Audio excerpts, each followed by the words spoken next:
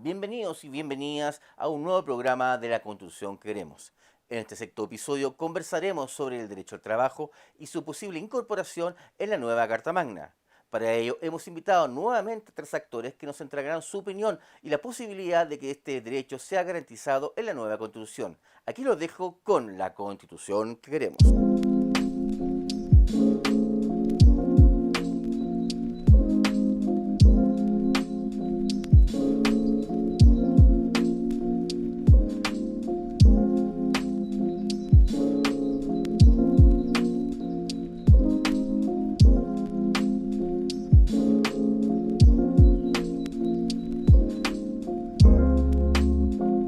Cuando estamos viendo la Constitución, uno nota que que se explicita el concepto de libertad, de trabajo y su protección, pero no se explicita el concepto de derecho al trabajo.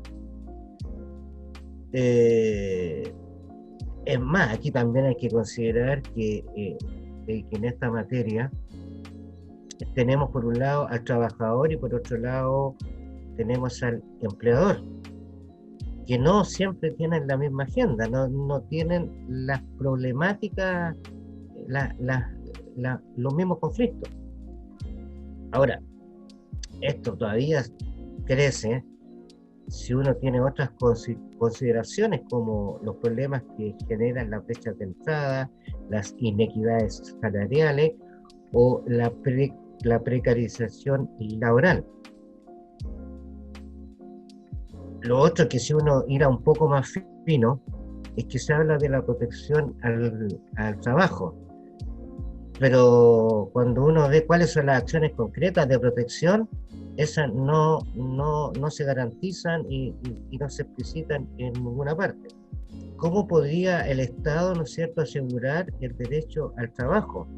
Pensemos en la situación que estamos viviendo hoy día. ¿Cómo podría el Estado o el gobierno de turno hacer frente de mejor manera a este tipo de situaciones?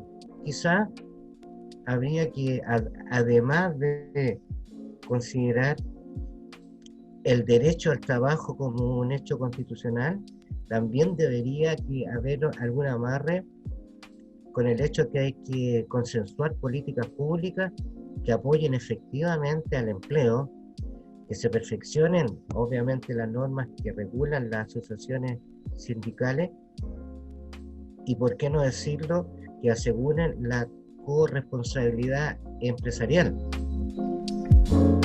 Hace poco, durante esta semana, la CARCEN subió un dato que uno como que ya lo veía venir, pero aún así impacta por el nivel de desigualdad que mostró. Que era, bueno, el dato era dimensionar los ingresos por trabajo entre el 10% más rico y el 10% más pobre. En el 2017 fue algo así como un 39 veces más alto, pero desde la pandemia, desde el 2020 fue 416 veces más alto, o sea, la brecha de desigualdad fue 416 veces más grande. Entonces, esos datos uno dice, ¿por qué pasan? ¿Por qué suceden?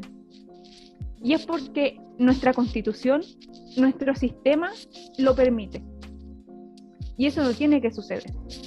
Por tanto, sí considero que el trabajo tiene que ser un derecho constitucional, y el trabajo tomándolo de todas las dimensiones posibles. El tema de la sindicalización, la igualdad entre géneros, el tema de que todos necesitan un trabajo decente, y entre otras muchas cosas que hay que tocar en la Constitución, pero hay que entender también que la Constitución es la base de las leyes. No hay que poner todo de a una, sino que hay que redactarla de alguna manera para que en el futuro no se nos complique o no se nos haga inconstitucional el poder crear leyes que nos permitan avanzar como sociedad. No solamente puede, sino que debe.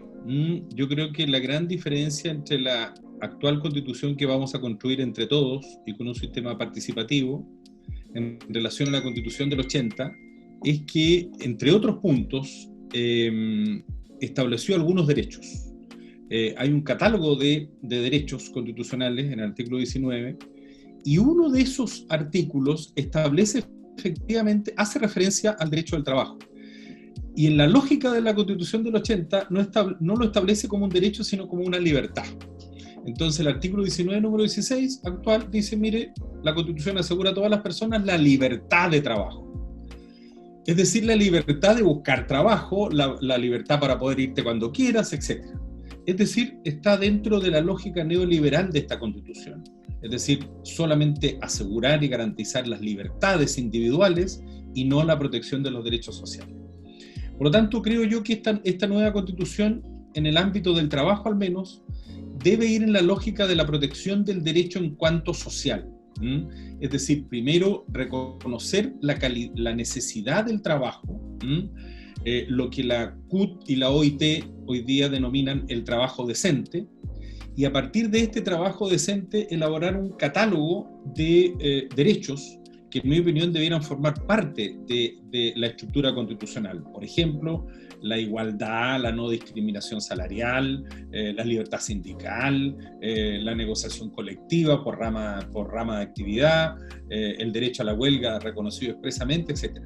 Así que, por lo tanto, en cuanto a tu pregunta, si corresponde o no que el trabajo tenga una consagración constitucional, de todas maneras corresponde, y de todas maneras creo yo va en la línea de lo que he conversado con mis colegas constituyentes.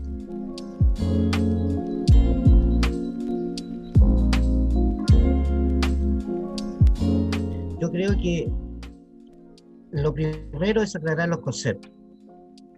Entonces yo creo que la nueva Constitución de alguna forma tendría que explicitar claramente qué voy a entender por trabajo. En este minuto, si bien es cierto, la norma se busca, ¿no es cierto?, a través del Código del Trabajo, se busca a través de distintas instancias equilibrar la relación, ¿cierto? Para que esta relación funcione, tiene que ser equilibrada. Y ahí es donde sí se necesita un mayor trabajo, porque es necesario que se produzca un reconocimiento de forma justa de los derechos y obligaciones de ambas partes. ¿Cómo se debe hacer para implementar en la Constitución el derecho al trabajo y con todo lo que conlleva sindicatos, huelga, disminución de desigualdad, de pobreza?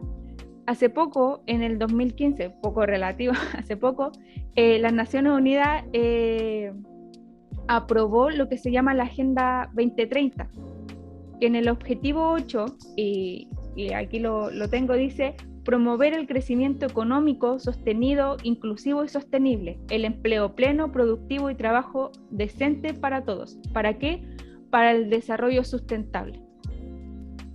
Entonces, uno tiene tantas recomendaciones de tantos entes internacionales para poder implementar el trabajo como derecho fundamental, un derecho constitucional, para que la brecha de desigualdad y pobreza disminuyan, y disminuyan en este caso, como estamos viviendo en una pandemia, se hicieron tan presentes y aumentaron de una manera tan rápida y tan grande que hay que empezar a escuchar a estos entes, y también hay que empezar a ver desde afuera qué pasó con ciertos países en el tema del trabajo, porque, o sea, Chile no tiene las mismas condiciones que otros países, por tanto no lo puede aplicar de igual manera, pero sí puede aprender de los errores o de los logros de otros países para poder aquí solucionar estos problemas, que la verdad no están en la Carta Fundamental como deberían estar. No podemos dejar entregado o al criterio del legislador o al criterio del intérprete lo que quiso decir el constituyente. Eso por un lado. Por lo tanto, creo, porque hay materias del derecho del trabajo que de repente son explícitas y otras que son tácitas, es decir, que se deducen. Por ejemplo, el derecho más concreto que tenemos nosotros con respecto a eso es el derecho a la huelga. ¿Ah? Tú sabes que en la mayor parte de las constituciones del mundo el derecho a la huelga se reconoce explícitamente como un derecho. Alemania, digamos España, Francia, Grecia, aquí en Latinoamérica, Argentina, Bolivia, etcétera, etcétera, establecen el derecho a la huelga como un derecho explícito. Bien. En cambio, Chile, conjuntamente con Alemania, los dos únicos países en el mundo, no lo establecen como un derecho explícito, expreso, sino que como un derecho implícito, es decir, se deduce por los conceptos que dice el constituyente. Entonces el constituyente en Chile dice, mire, no se podrán declarar en huelga, dice, tales. ¿Ah? Y esos tales, uno lo interpreta que efectivamente todos los demás, es decir, los que no son funcionarios públicos, los que no forman parte de empresas declaradas como esenciales, podrán declararse en huelga. Por lo tanto, cuando uno habla de explicitar el derecho del trabajo, debe, en mi opinión, expresarse, señalarse explícitamente que la Constitución asegura a todas las personas el derecho al trabajo digno, como lo hacen, en ese caso sí, prácticamente todas las constituciones del mundo.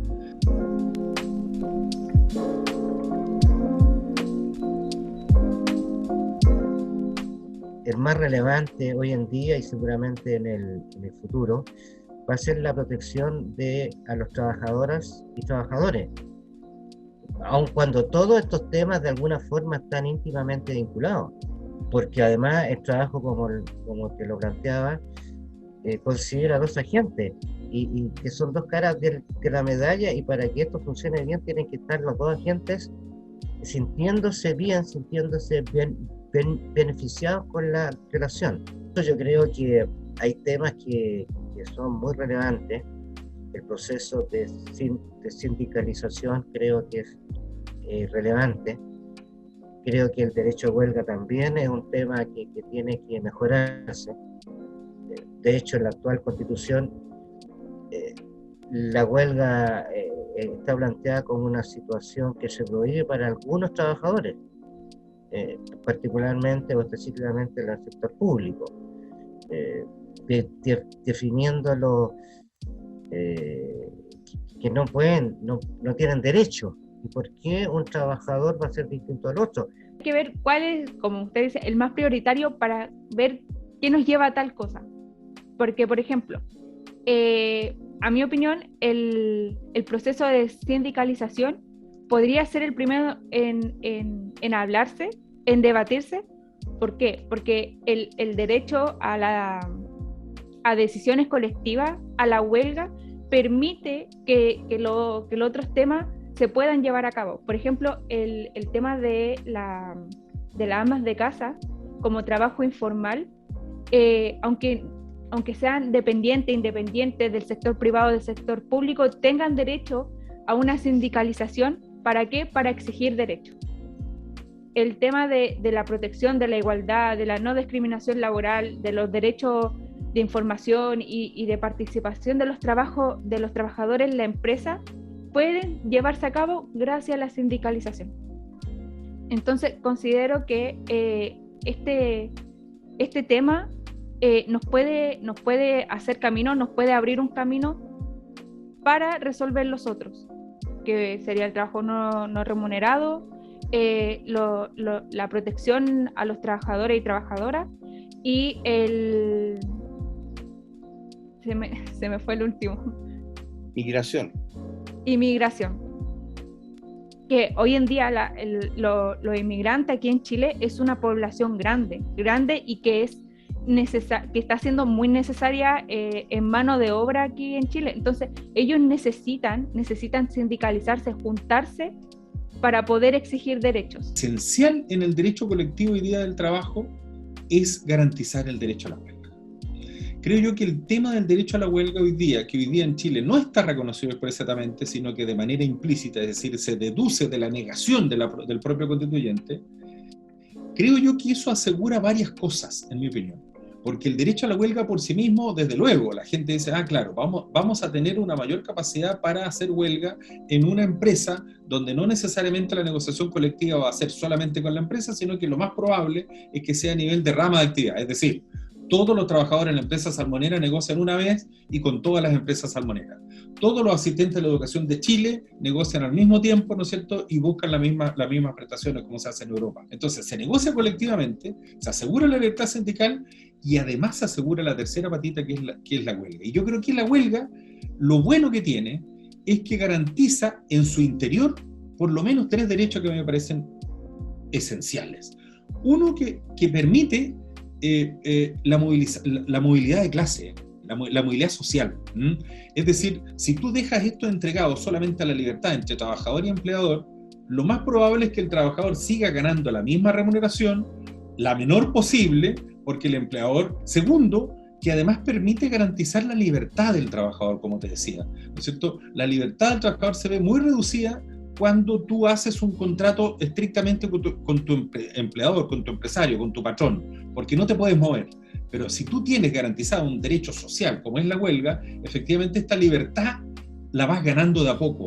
Y por último, creo yo, haciéndole también un poco de honor a todos los derechos tradicionales, por decirlo así, los antiguos derechos que también debieran formar parte de esta Constitución, creo yo que también permite expresar, ¿no es cierto?, otra libertad, que es la libertad de expresión. La libertad de expresión es esencial en el ámbito ciudadano, pero creo yo que también es esencial en el ámbito del trabajo.